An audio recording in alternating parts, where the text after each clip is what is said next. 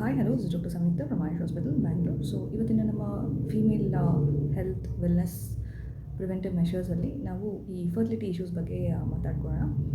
ಈ ಫರ್ಟಿಲಿಟಿ ಇಶ್ಯೂಸಿಂದ ತಪ್ಪಿಸ್ಕೊಳ್ಳೋದು ಹೇಗೆ ಅಂತ ಒಂದು ವಿಚಾರಕ್ಕೆ ಬಂದರೆ, ತುಂಬ very important thing. If you just avoid it, 95% of the time you will not be under any fertility issues from the female side.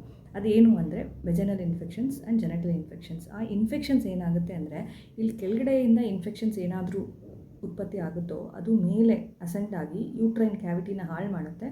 ಎರಡೂ ಕಡೆ ಟ್ಯೂಬಲ್ ಬ್ಲಾಕ್ ಆಗುತ್ತೆ. ಅವಾಗ ಏನಾಗುತ್ತೆ, ಎಗ್ ಇಲ್ಲಿ ರಿಲೀಸ್ ಆಗ್ತಾ ಇರೋದು ಈ ಟ್ಯೂಬ್ ಒಳಗಡೆಯಿಂದ ಇಲ್ಲಿ ಯೂಟ್ರಸ್ ಒಳಗಡೆ ಸೇರೋದಕ್ಕೆ ಕಷ್ಟ ಆಗುತ್ತೆ. So main important thing is this infections. And one more thing is PCOS. ಅದೆಲ್ಲ secondary. But main important thing 90 to 95% of the time infections ಆಗಿರುತ್ತೆ. ಈ ಟ್ಯೂಬಲ್ ಬ್ಲಾಕ್ಸ್ ಆಗಿರ್ಬೋದು, ಈ ಏನಾದರೂ ಎಂಡೋಮೆಟಲ್ ಹಾಳಾಗಿರ್ಬೋದು.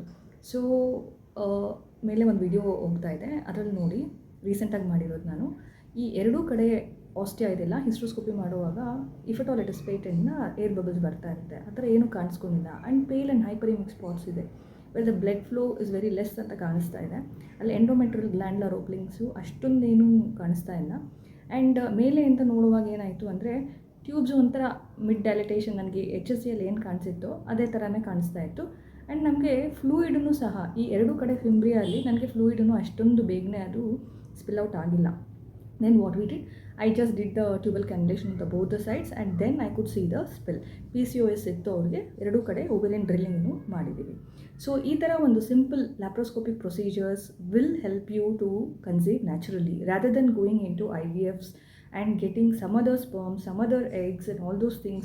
This is only the easier thing, way out for your pregnancy. So whenever your doctor tells about laparoscopy, don't be frightened. And before that, infectionsನ ದೂರ ಇಡಿ. Infections ಬಲೆಗೆ ಸಿಕ್ಕಾಕೊಂಡು don't get into all this fertility problems. Any small infections when you see, just go to your gynecologist, get it treated as early as possible. And HSGs, ಈ ಲ್ಯಾಪ್ರೋಸ್ಕೋಪಿಗಳು ಇವೆಲ್ಲನೂ part and parcel in fertility treatment. Don't have a second thought if at all your pregnancy is getting delayed. Thank you.